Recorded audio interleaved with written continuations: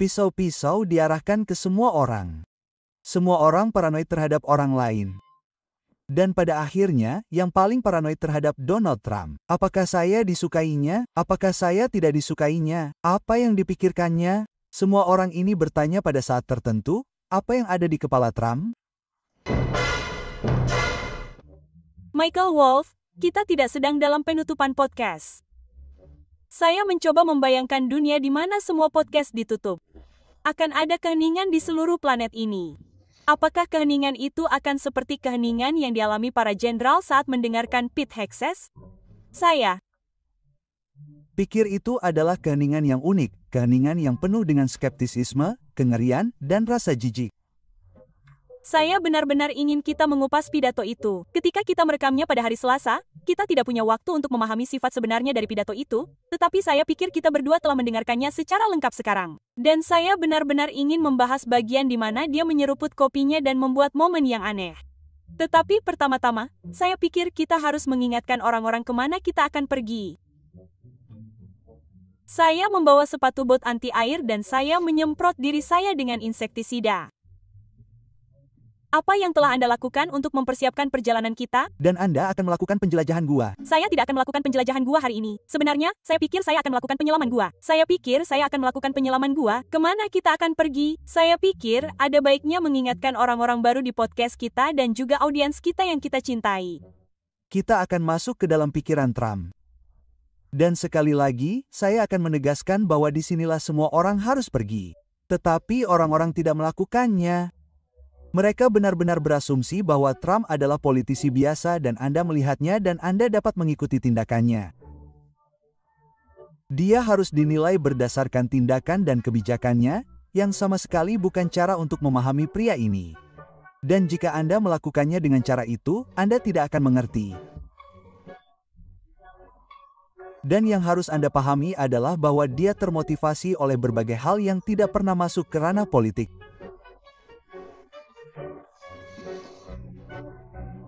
Baiklah, para malaikat dan yang lainnya mungkin takut untuk melangkah ke sana, tetapi kami sepenuhnya siap untuk perjalanan 2 kali seminggu kami ke dalam kepala Donald Trump.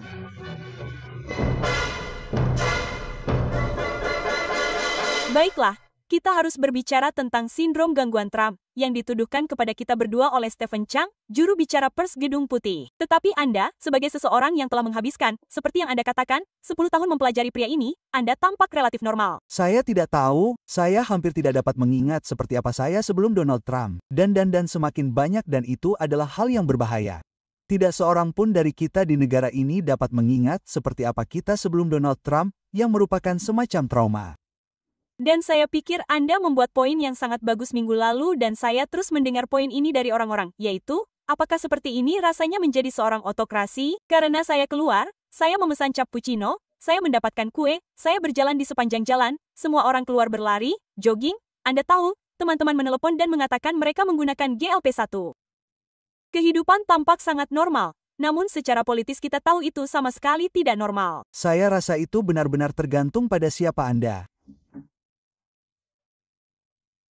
Jika Anda seorang imigran, jika Anda seorang pegawai pemerintah, maksud saya semua pegawai pemerintah sekarang, tetapi pikirkan ratusan ribu pegawai pemerintah yang telah kehilangan pekerjaan mereka. Sebelum ini, jika Anda seorang administrator di sejumlah universitas, Anda dapat melihat daftar orang-orang yang terkena dampak langsung dari ini yang terus bertambah. Namun, masih ada sebagian besar negara yang belum terkena dampak langsung. Jadi, saya kira mereka agak menunggu. Maksud saya rasa, Anda tahu apakah ini akan terjadi pada saya? Apa yang akan terjadi? Nah, dan Anda melihat banyak orang yang menjalankan perusahaan yang ingin melakukan M dan A atau mereka ingin melakukan sesuatu dan mereka takut untuk menonjolkan diri jika mereka memicu seseorang di pemerintahan. Benar sekali. Maksud saya, jika Anda benar-benar seorang eksekutif di perusahaan media saat ini, orang itu adalah Donald Trump dan reaksinya adalah, entahlah, hal ketiga, keempat, kelima yang Anda pikirkan. Mungkin hal pertama yang Anda pikirkan.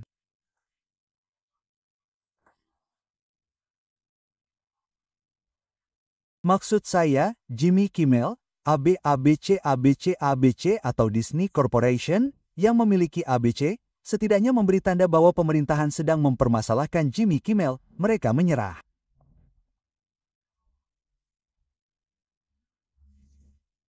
Dan sebaliknya, begitu ada penolakan, mereka menyerah lagi.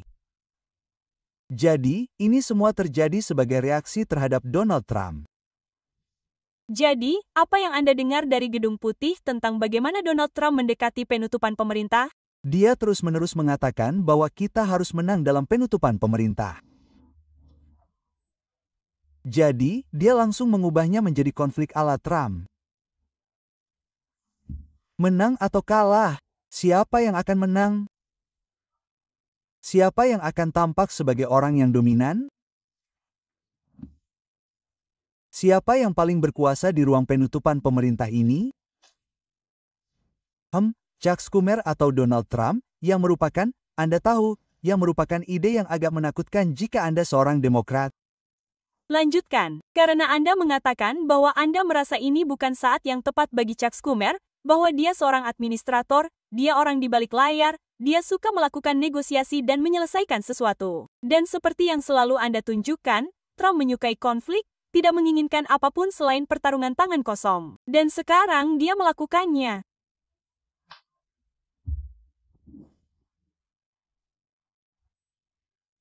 Saya pikir Anda mengatakannya dengan baik.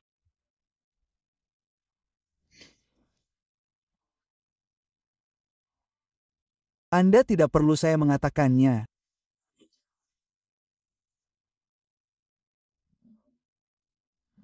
Itu adalah dalam beberapa situasi.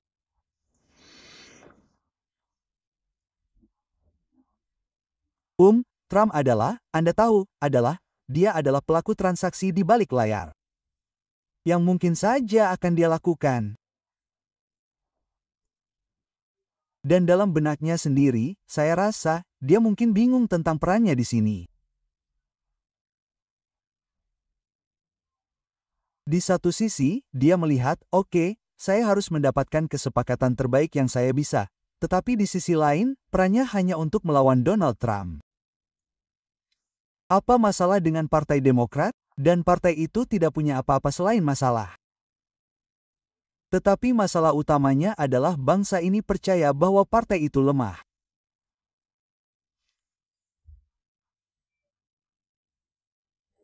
Dalam sekejap, tentang siapa yang menjadi tokoh dominan, di mana itu hanya tentang persamaan kekuasaan, baik atau buruk, tetapi saat itulah Partai Demokrat terus-menerus gagal untuk muncul. Apakah adil untuk mengatakan bahwa rasanya ada perasaan tak terelakkan bahwa Trump mungkin memenangkan yang ini? Selalu ada perasaan bahwa Trump mungkin memiliki keuntungan karena dia datang untuk berperang hanya untuk berperang.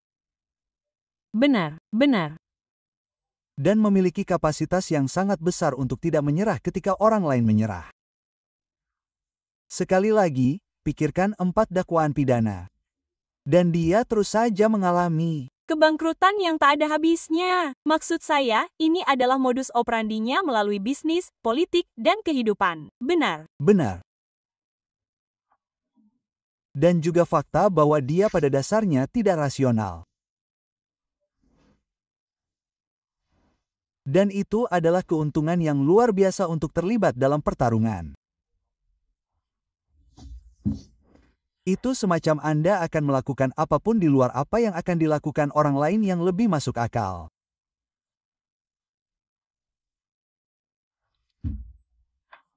Dan sudah menjadi sifat dari penutupan ini, dia sekarang mengancam rasa sakit yang tak terukur bagi Demokrat dan kepentingan Demokrat. Jadi dia akan menggunakan kekuatan penuh pemerintah untuk mengalahkan Demokrat, untuk menekan mereka, untuk membuat mereka bertekuk lutut. Dan itu adalah jenis yang berbeda. Itu berbeda dari penutupan pada umumnya, yang, Anda, itu pada dasarnya Anda memperhatikan konstituen Anda dan berkata, ya, baiklah, saya bisa. Seberapa banyak rasa sakit yang dapat Anda tanggung?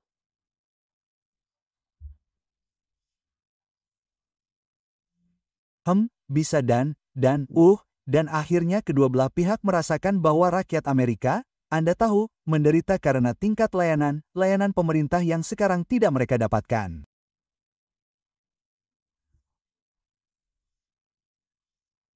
Dan kemudian tindakannya adalah, apakah itu akan siapa yang akan lebih dirugikan?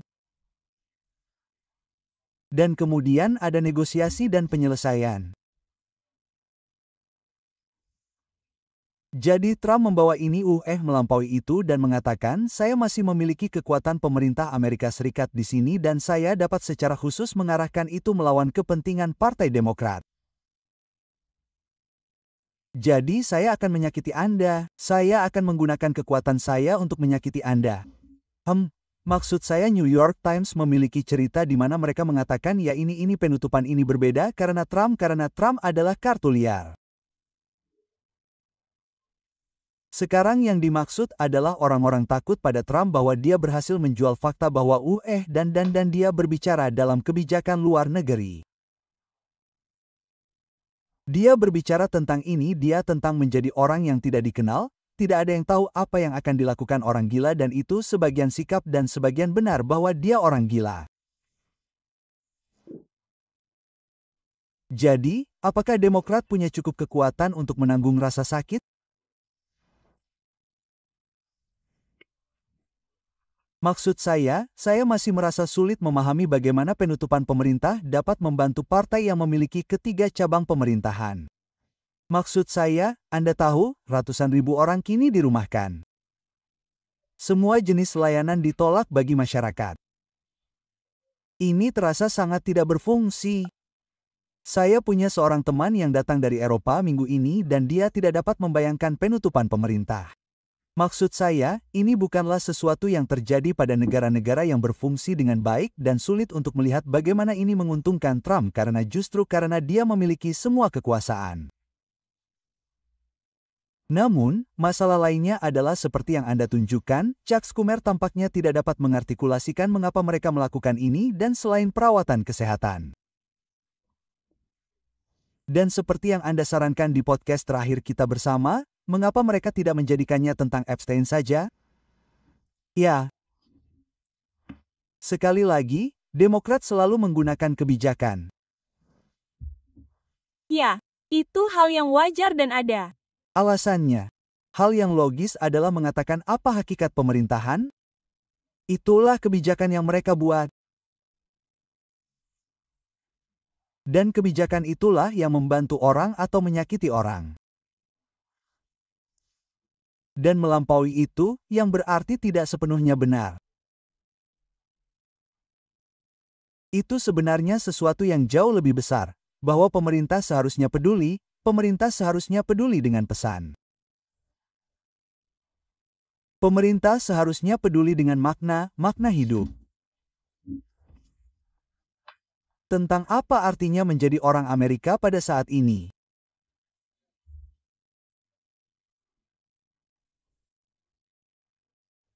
Maksud saya, semua pertimbangan eksistensial semacam itu hampir secara definisi melampaui birokrat.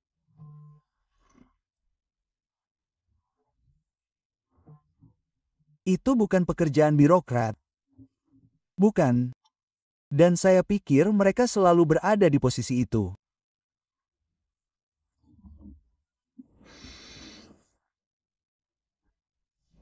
Maksud saya makan malam musim panas ini dengan seorang gubernur dari negara bagian yang sedang dalam masa sulit, yang tampaknya ingin mencalonkan diri sebagai presiden, dari seorang Demokrat, orang yang sangat masuk akal, baik, yang berbicara di setiap acara makan malam kecil dengan, Anda tahu, sekitar 8 orang yang berbicara dan mengajukan pertanyaan, dan untuk setiap pertanyaan dia menanggapi dengan paragraf kebijakan.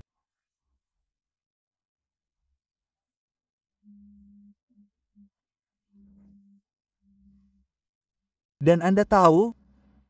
Betul, bukan, karena teater politik telah berubah. Kita sekarang memainkannya di media sosial. Itu selalu dimainkan di televisi di mana Trump sangat terampil, tetapi sekarang dimainkan di, seperti yang Anda katakan, kebenaran sosial yang hanya memiliki satu penonton, tetapi itu diperkuat di setiap platform media sosial lainnya. Dan paragraf kebijakan tidak berfungsi di media sosial.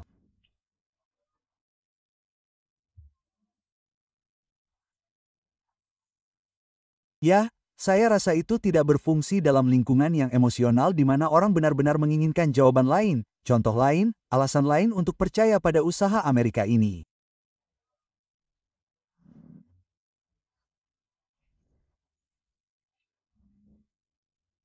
Dan Trump telah berhasil. Ya, Trump adalah seorang pemain sandiwara. Dan Trump juga berhasil mendominasi. Siapa yang lebih kuat? Siapa yang bisa menahan rasa sakit lebih banyak? Dan Trump bisa menahan rasa sakit itu. Fakta bahwa ia menjalani kampanye ini dengan dakwaan-dakwaan yang menggantung di atas kepalanya masih membingungkan sebagian besar lembaga sipil. Ya, kebanyakan orang akan terkena tukak lambung atau kanker hanya karena stres. Baiklah. Jadi, Donald Trump berjalan mondar-mandir di sekitar Gedung Putih dan memeriksa lokasi konstruksi di ballroom seluas 90.000 kaki yang sedang dibangunnya, yang akan mengerdilkan Gedung Putih itu sendiri. Orang lain yang berbicara tentang kemenangan adalah Pete Hegseth yang memberi ceramah kepada para jenderal pada hari Selasa. Dan saya pikir itu adalah pertanyaan yang terus-menerus dan masuk akal dan jelas siapa orang yang paling konyol di kabinet Trump. Maksud saya, Kennedy Haigesith Bondi Howard Lutnick dari semua orang. Kristi Gnome. Tulsi Gabbard tidak pernah membiarkan kita melupakan Kristi Gnome. Ya, Linda McMahon. Linda McMahon. Tapi yang jelas minggu ini pemenangnya adalah Pete Hegseth untuk penghargaan paling konyol. Maksudku, aku sungguh-sungguh melihatnya di depan kita. Gagasan tentang seorang pembawa acara televisi akhir pekan yang pecandu alkohol. Bahkan bukan pembawa acara tunggal. Menjadi Menteri Pertahanan sungguh tidak masuk akal. Tapi di atas semua itu, orang ini memberi kuliah di ruangan yang penuh dengan jenderal bintang 1 hingga 4 tentang apa yang membuat seorang pejuang sejati.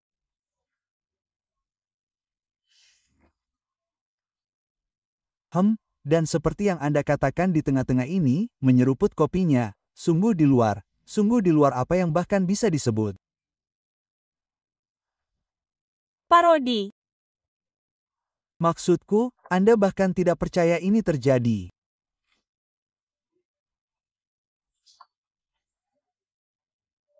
Bagaimana ini bisa terjadi di antara seluruh hadirin jenderal dan laksamana? Itulah yang ada di wajah mereka.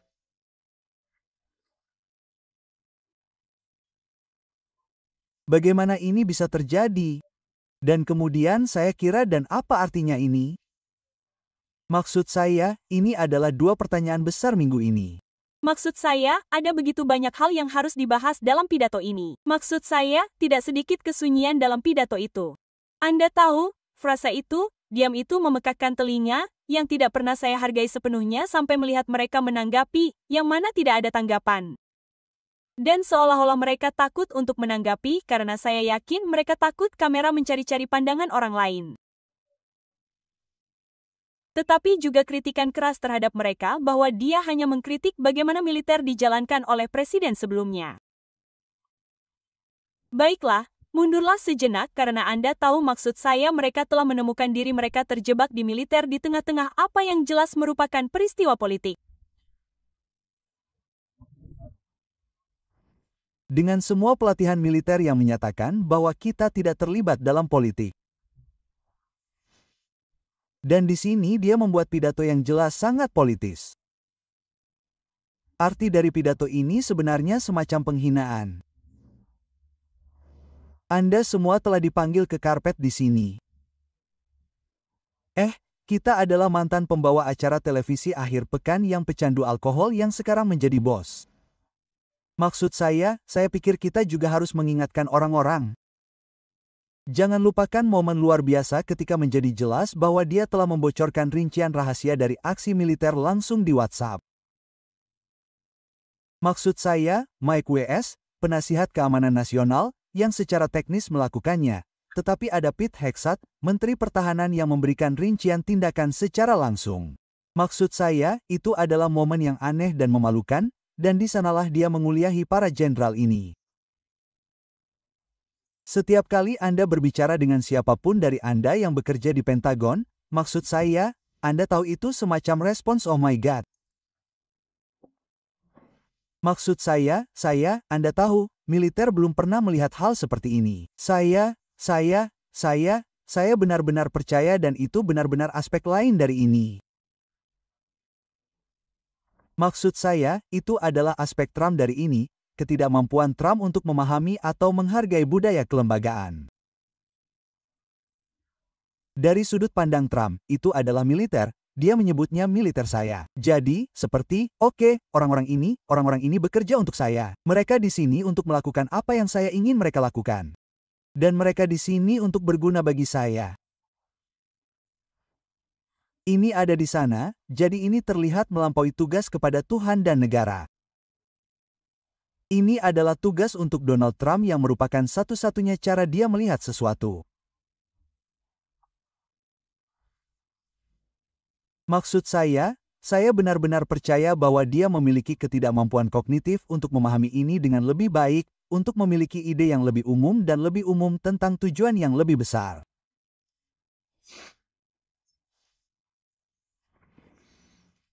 Nah, yang menarik juga, dan kami telah sering menulis di Daily Beast tentang ini, adalah bahwa Pete Hegseth menjadi semakin paranoid. Dia paranoid tentang orang-orang yang membocorkan sesuatu. Dia telah memecat orang.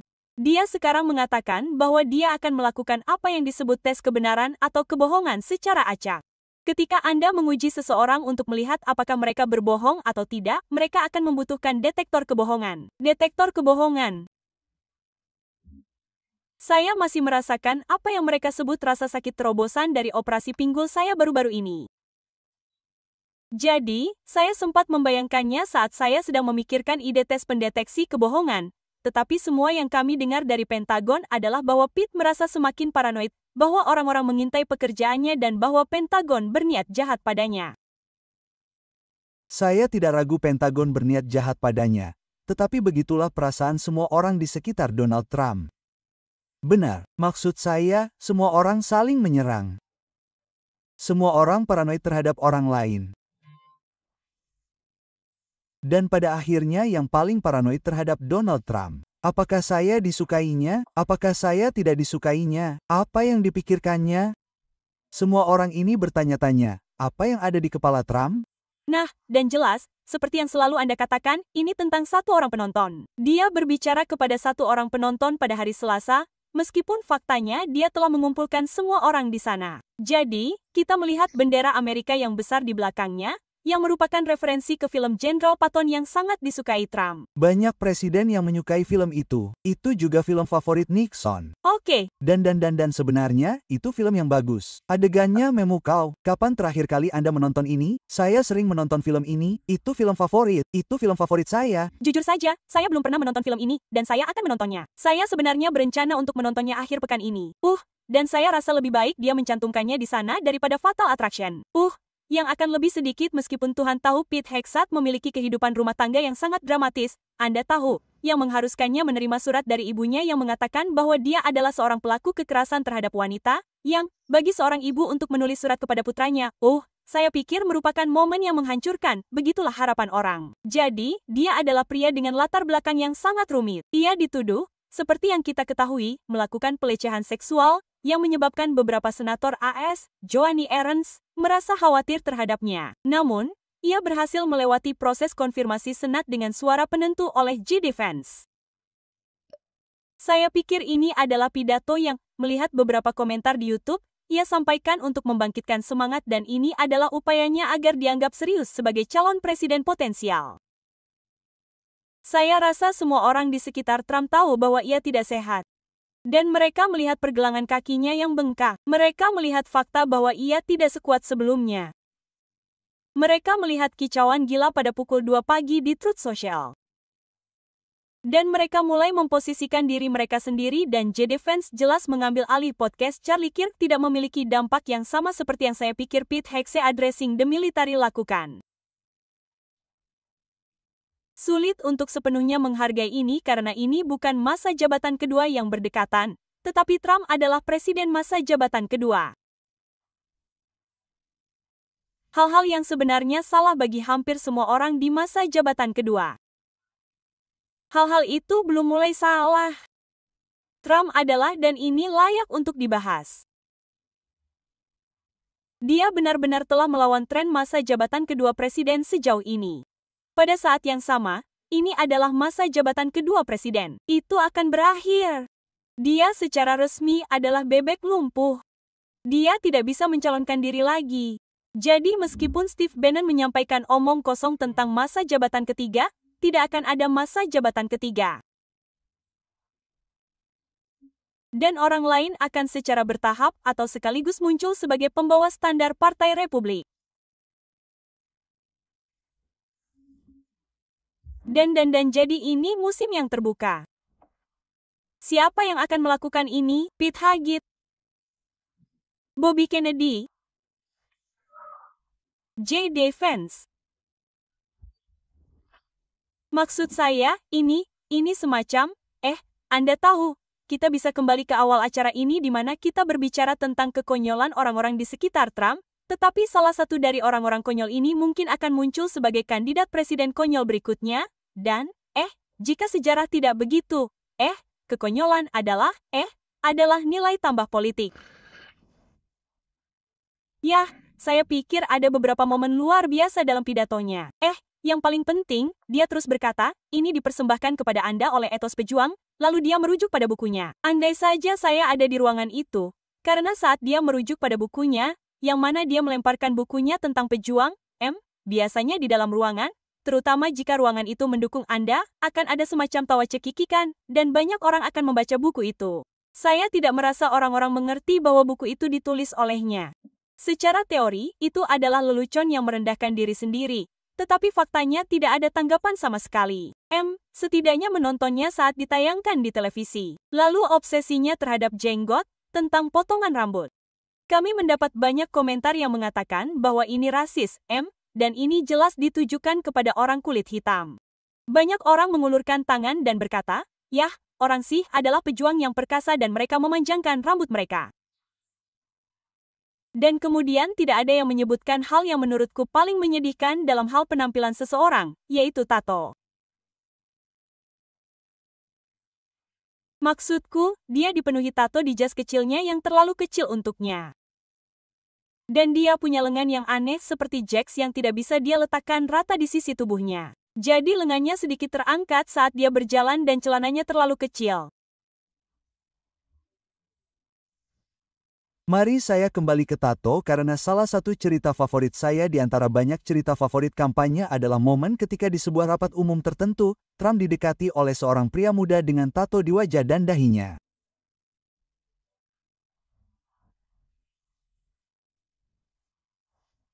Dan itu adalah seorang pria muda yang sangat Trumpy.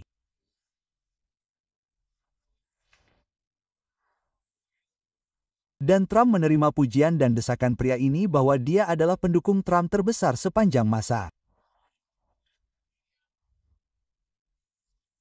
Namun Trump tidak bisa mencoba dan jelas berusaha untuk tidak fokus pada tato. Tapi kemudian akhirnya menyela, ini, pemuda ini, dan berkata, aku hanya bertanya-tanya berapa biaya untuk menghapus tato itu? Tentu saja, karena dia tidak akan mempekerjakan seseorang dengan tato wajah. Maksudku, sejujurnya, menurutku sebagian besar bos tidak akan mempekerjakan orang dengan tato wajah. Namun, Pete Hegseth tenggelam dalam tato itu bahkan saat dia mengenakan setelan biru kecilnya yang dia coba jadikan pengenal visualnya. Menurutku, bagaimanapun juga, menurutku itu luar biasa dan merendahkan, seperti yang Anda katakan, para jenderal bintang 4 yang luar biasa ini yang menghabiskan hidup mereka untuk negara ini, menjalankan manuver dan mesin yang sangat rumit. Menurutku juga, cara Pete Hegseth berbicara tentang peperangan sudah ada sejak Perang Dunia Kedua. Kita tahu bahwa peperangan saat ini adalah peperangan dunia maya dan sebagian besarnya adalah drone. Gagasan bahwa Anda akan mencabik-cabik seseorang, yang sebenarnya adalah apa yang ingin dia sampaikan, terasa lebih seperti GIO daripada peperangan modern abad ke-21. Baiklah, tidak. Maksud saya pikir dan salah satu pertanyaan yang muncul dari sini adalah bagaimana orang-orang ini bereaksi terhadap ini, apa yang mereka lakukan? Maksud saya, orang-orang ini maksudnya para petinggi militer Amerika Serikat. Dan saya tidak yakin mereka tahu jawabannya.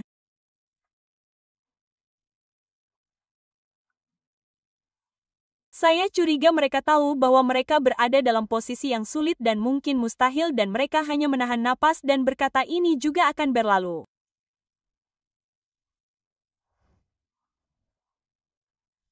Tapi saya tidak tahu dan saya tidak tahu apakah ini akan berlalu. Nah, dan ada juga momen di mana dia berkata, Anda tahu, Anda yang tidak setuju dengan ini, lakukan hal yang terhormat. Anda harus mengundurkan diri. Maksud saya, mereka merasa ada arus bawah yang sangat mengancam yang datang darinya. Tidak, tidak.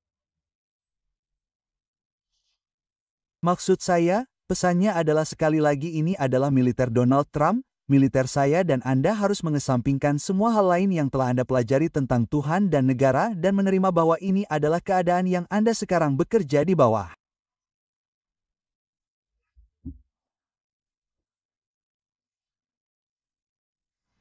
Anda bekerja untuk Anda, seluruh fokus Anda adalah untuk melaksanakan keinginan Donald Trump.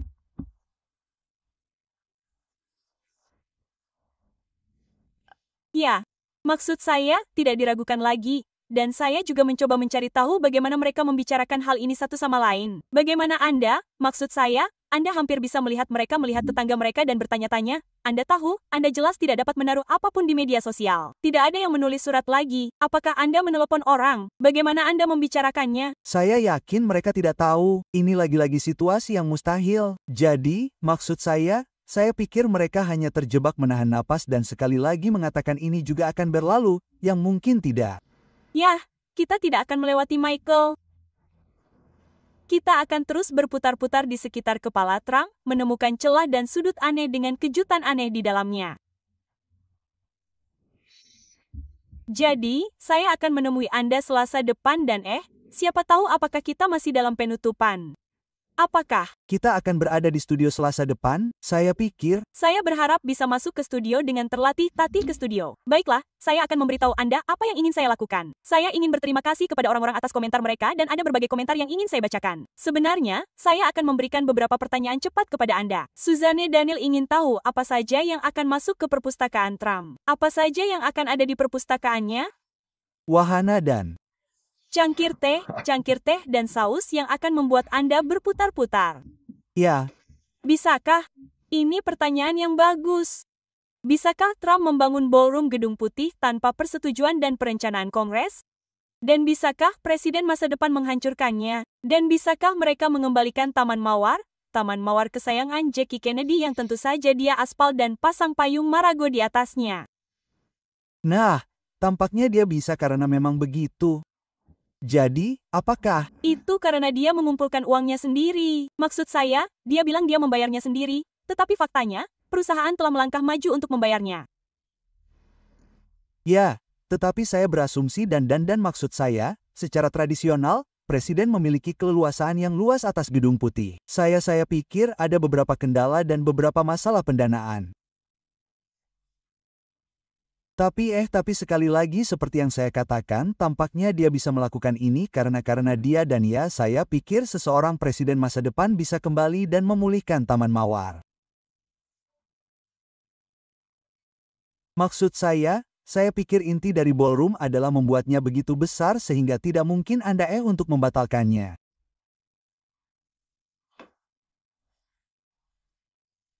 Dan hanya untuk membuat Richard Nixon mengaspal mengisi kolam renang dan itu tetap terisi. Yang sangat disayangkan karena Trump sepertinya dia bisa melakukan sedikit latihan. Dia sebenarnya bisa berenang beberapa putaran pagi. Nah, di sana ada tempat. Oh, ada tempat Trump mengenakan pakaian renang. Maksud Anda? Ya, Baiklah. Jadi ini pertanyaannya. Apakah menurut Anda Dr. Oz adalah Dr. Jeffrey Epstein? Mungkinkah dia ada dalam daftar? dia bukan Dr. Jeffrey Epstein. Oke, dia bukan Dr. Jeffrey Epstein. Oke, Jeffrey Epstein punya banyak dokter dan jika Anda meneleponnya dan bertanya mereka, dia akan selalu punya dokter yang bisa dia datangi. oke, seorang dokter dan seorang pengacara. Saya rasa Anda pernah berkata dia punya 75 pengacara. Ya, Benar, 75 pengacara. Dan terima kasih kepada semua yang berkomentar bahwa Anda berharap saya segera sembuh, khususnya Robin. Joanna, tolong jaga pemulihan Anda. Saya melakukan yang terbaik. Saya punya banyak kompres es. Kita akan kembali ke komentar lainnya. Kami mendapat banyak komentar dari pendengar dan pemirsa di Spotify, jadi kita akan kembali membahasnya pada hari Selasa. Michael, ada penutupan, tetapi kami tidak akan menutupnya. Kami akan kembali pada hari Selasa. Untuk melihat apakah pemerintah telah memulai lagi. Ya. Siapa yang tahu? Tetapi saya rasa yang kita tahu adalah kita tidak dapat memprediksi apa yang akan terjadi saat itu. Kita hidup di zaman ketidakpastian yang mendalam. Joanna, saya akan segera menemui Anda. Oke, Michael, semoga sukses. Jika Anda sudah, terima kasih telah bergabung dengan kami. Jangan lupa berlangganan podcast kami dimanapun Anda berada. Dapatkan podcast Anda. Bergabunglah dengan komunitas Daily Beast di YouTube. Tinggalkan komentar dan jangan lupa berlangganan Daily Beast juga, tempat kami akan terus memberi Anda informasi terkini tentang penutupan dan kegilaan yang terjadi di DC.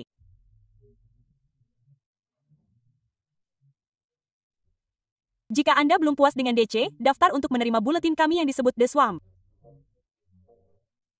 yang akan memberi Anda detail lebih menarik tentang kegilaan ini. Sebuah kegilaan. Jangan lupa, seperti yang dikatakan ibu negara kita, jadilah buas.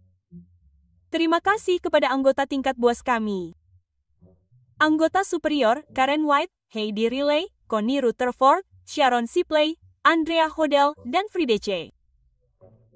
Terima kasih juga kepada tim produksi kami, Devon Rodrino, Anna von Ersen, dan editor kami, Jesse Millwood.